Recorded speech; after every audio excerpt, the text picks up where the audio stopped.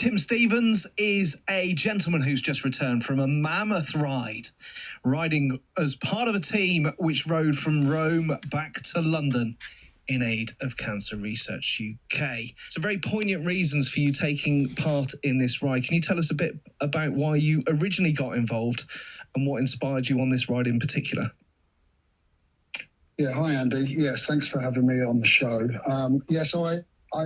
I was first approached in 2010. A friend of ours were around for dinner one evening. He told me that he was going to be part of a ride that was starting to Gibraltar in September 2010. This was February.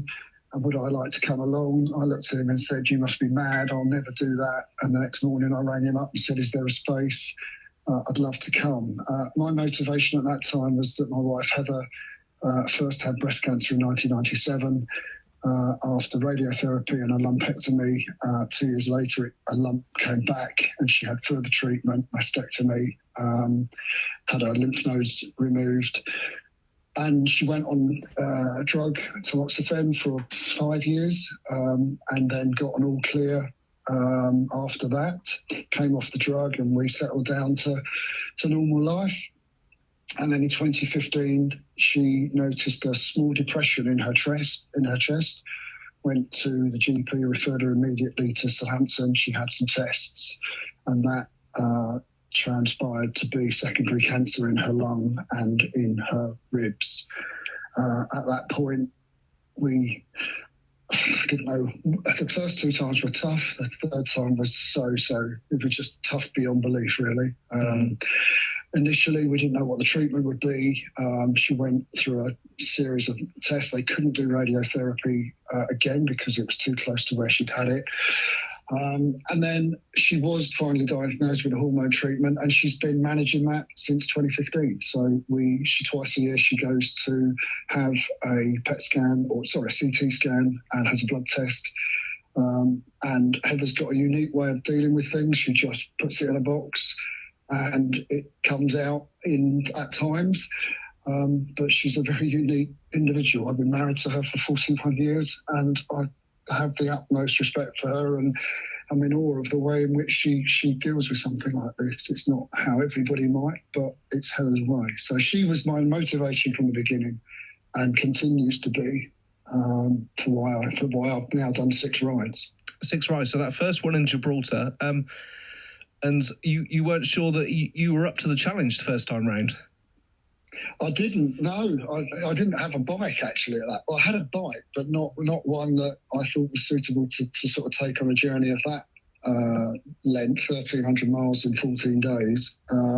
So yeah, I bought myself a new bike and set myself up to train. And I have to say, it's the most inspiring thing I've ever done in my life. Having children, being married, being part of a lovely family is amazing. But actually doing something like that amongst people that I didn't know, I knew one person on that ride out of 33 that started that ride. And now I know those people intimately because they've continued to be part of the subsequent rides that we've done since 2010. So the family continue riding. There's been several rides since, and fast forward to this year, and a huge challenge, a ride all the way from Rome back to London, but with challenges before you even started riding. Yes, my good friend Michael Martin was diagnosed with lung cancer about 2.5 weeks before we left. He'd been having a series of tests, and those early results indicated that he had a tumour in his lung that was 5 centimetres by 6 centimetres, that it had also got to his adrenal glands into his adrenal glands, and that he had lesions in his brain.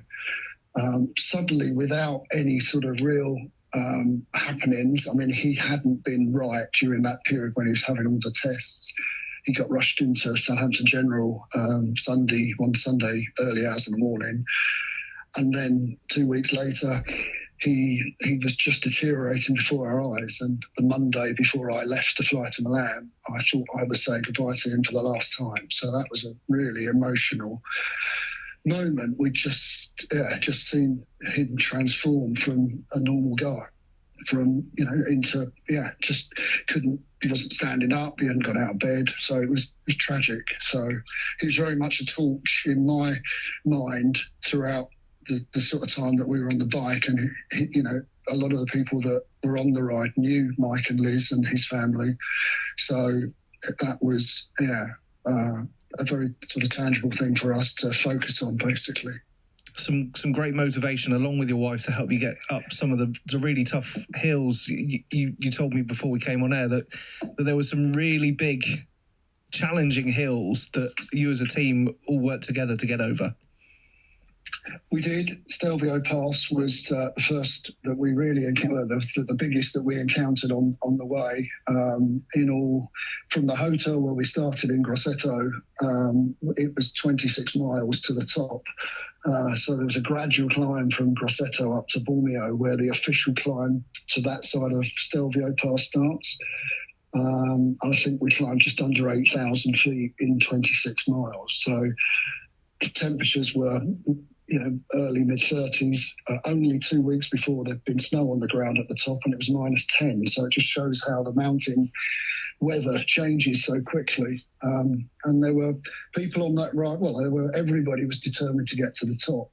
And it was a personal challenge for everybody, and the toughest thing I've ever done, and I think everybody else concurred with that when they got to the top. So it really was very difficult.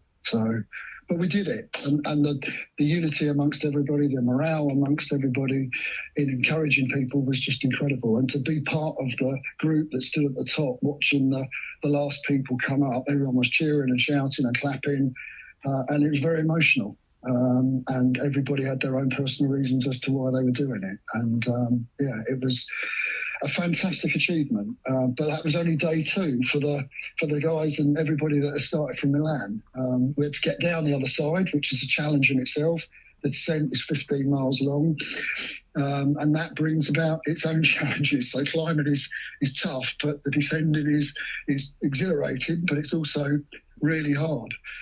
You've got to concentrate so much. And if you haven't done anything like that before, you don't know what, it pulls on you've got your hands on the levers, your brakes all the time. It hurts through your arms, your shoulders, your back, everything's straining. You've got motorbikes and everything coming past you. You've got to keep your wits about you, So it's fun, but it's also hard work, so. And it's all about raising money, and the group of you as a whole have raised a phenomenal amount of money, hundreds of thousands of pounds with your previous 6 rides, and it looks like you're just about to top the £70,000 mark for this ride as well. We are, yeah. I think that will take us close to about 440, maybe 450,000 for the amount that since we started this in 2010. So, yes, an incredible amount of money. And incredibly satisfying to have been a part of all of it, really. Yeah, and another emotional part for the ride for you. Your sons met you in Portsmouth to finish the ride with you. They did. It was. We managed to get a group of people. Sam and Jake have been involved with some of the rides before. I couldn't do it on this one. They've both now got young children. They've both got mortgages and jobs and families that obviously make it harder for them to do it. But they were both intent on doing the leg from Portsmouth to London, as were a number of other people that had been involved with the ride, previous rides. So yes, I think actually I think everybody got on that ferry to come back on the Friday night thinking, let's get to Portsmouth and turn left and go back home, rather than turn right and go to London. But having Sam and Jake and others there that morning as we got off the ferry at 7 o'clock was motivation enough to, let's do the next leg. And it was such a lift to everybody to have those extra riders that joined us for that 80 miles into Parliament Square. Incredibly, it was emotional seeing the boys, and they know Mike and his family really well, so they've known what the family have gone through over the last few weeks. So that was quite an emotional meeting point as well before we set off. It sounds like it's a real tribute to a friend, this ride. Yes, I think so. I hate to talk about him as almost in the past tense, but all we can do is support him, his family, and everybody around him in over the coming days and weeks and months, really, and hope that he can be cared for as best as possible, and that he doesn't suffer too much. That's what we all hope, and he is in the right place. So, and a place that the team have made a donation to in the past as well. We have the Countess Mountbatten Hospice at West End is somewhere that we supported in 2019 when we did the ride to Barcelona. One of the guys who'd been a big part of the organisation, his wife passed away there with a very unusual cancer. And that was in 2018. So we committed for the 2019 ride for 50% of the money to go to the Countess Mountbatten. So I think we gave them £40,000 after that ride. So the worst question to ask someone after they've just climbed 27,490 metres, ridden through 6 countries and taken on a huge physical challenge is there a plan for a next one? I think that everybody that was involved in this ride, in the organisation of it, thought, can we do this again? And probably the words then were no. Because it's such, we were probably 15 months organising this ride, which is normal. That's how it's been for the previous rides. Mm-hmm.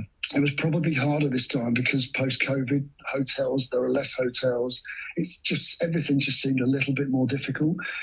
But on the back of something like this, you sort of feel we've got to do another one. And yes, maybe the people that have been prominent in organising this ride will step aside, and there will need to be a younger generation that will pick up the mantle and start to be more key to it in future years. So I think there's a will there, Andy. I really do. We're talking to certainly some of the younger guys that were part of the ride.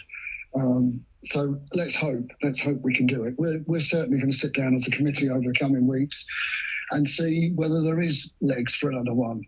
It will be another 2 or 3 years. You can't do these every year. It's impossible. And raising money regularly is also a tough challenge. So I think it will be something for the committee to review and decide upon what direction Inspired Living's got moving forward.